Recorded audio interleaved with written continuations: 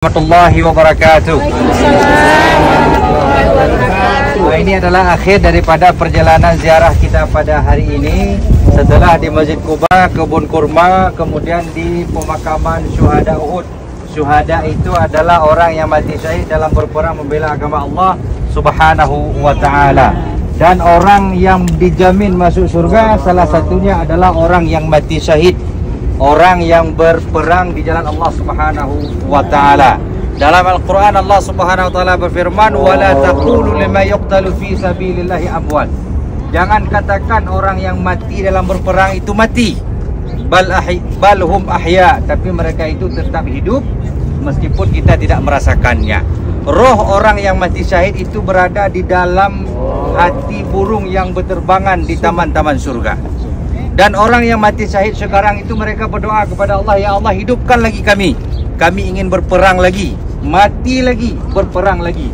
Sebegitu besarlah pahala orang yang mati syahid. Maka di sini ada dua sahabat besar yang dikuburkan menjadi korban dalam perang Uhud, yaitu Sayyidina Hamzah dan Mus'ab bin Umair. Dalam beberapa dokumentasi kan ada yang di ujung sana itu. Ada dua kuburan yang ada seperti nisan.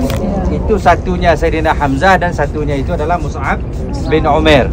Dan di sini semua ini di dalam perkarangan pagar ini itu ratusan dan sahabat yang mati syahid itu dikuburkan dalam kuburan massal seperti ini.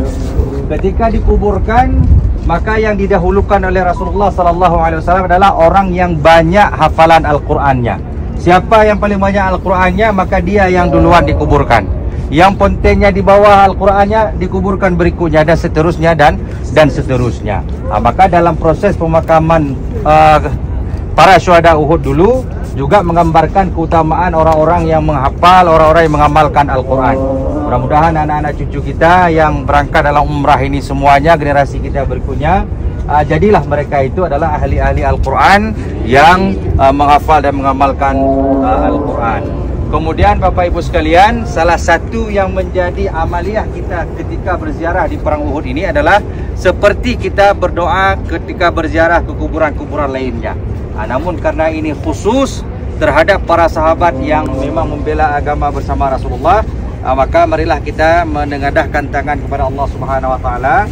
Dan marilah kita ikut bacaan doa dari saya.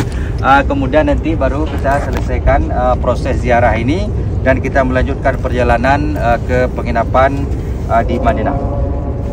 Na'udzu billahi minasyaitonir rajim. Na'udzu billahi minasyaitonir rajim. Bismillahirrahmanirrahim. Bismillahirrahmanirrahim. Assalamualaikum. Assalamualaikum. Ya syuhada Uhud. Ya syuhada Uhud. Assalamualaikum. Assalamualaikum. Ya syuhada Uhud. Ya syuhada Uhud. Allahumma ijzihim anil islami.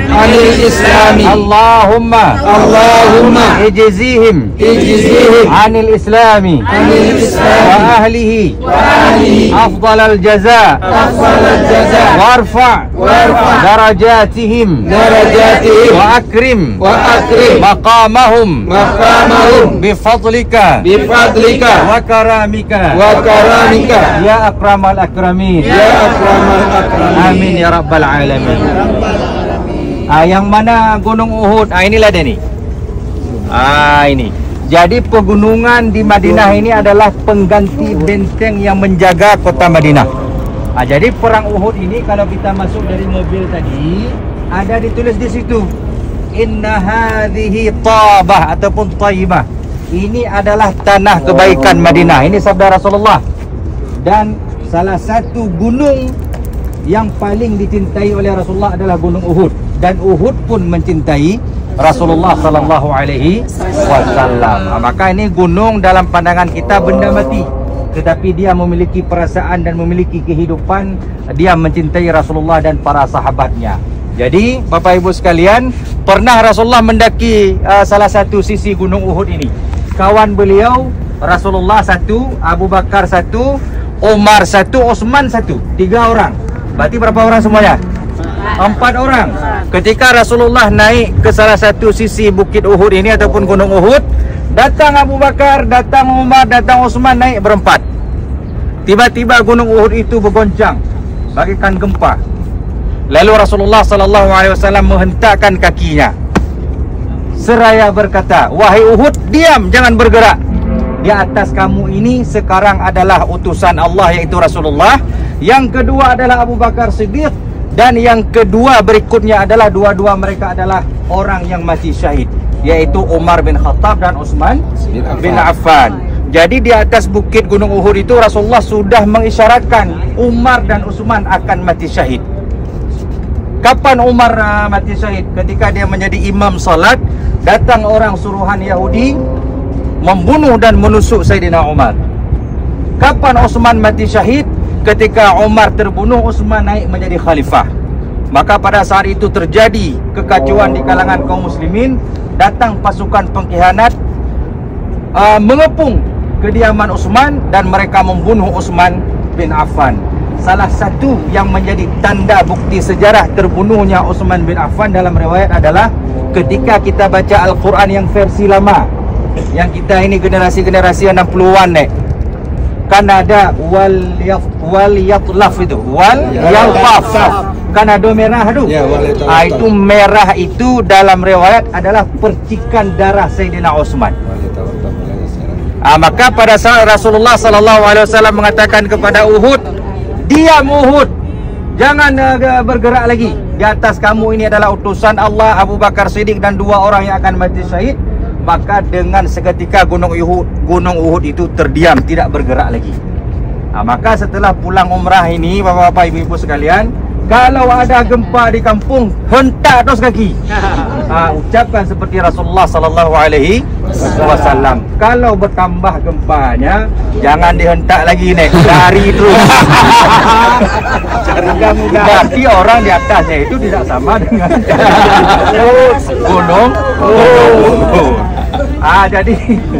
Tapi Rasulullah memberikan tamsilan dan pelajaran yang paling berharga bagi kita adalah Rasulullah SAW bersabda, "Kalaulah manusia diberikan emas sebesar Gunung Uhud, ini sebesar Gunung Uhud, maka itu belum bisa memenuhi hawa nafsunya." Artinya emas, harta benda dan sebagainya, sebesar apapun manusia ini tetap pada tabiatnya manusia yang serakah, yang tamak, yang melihat dunia ini seakan-akan abadi selamanya. Tapi alhamdulillah, kita yang sudah berangkat ke sini ini tidak terlalu memperhitungkan tawar-menawar dengan Allah Subhanahu wa taala dengan biaya yang sudah kita korbankan, yang kita keluarkan demi mendapatkan dan menggapai daripada perjalanan umrah yang mudah-mudahan makbul insyaallah.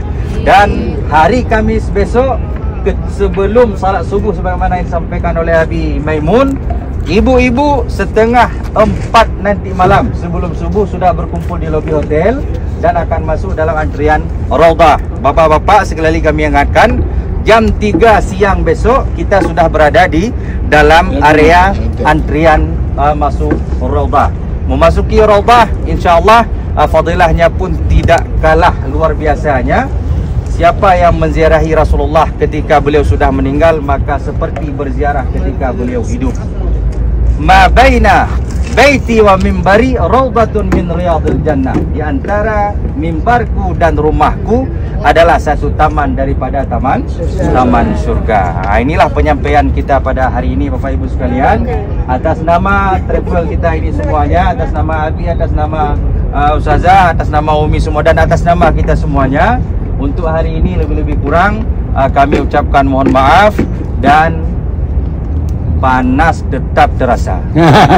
Kita menuju langsung ke mobil dan kita melanjutkan pulang ke penginapan. Assalamualaikum.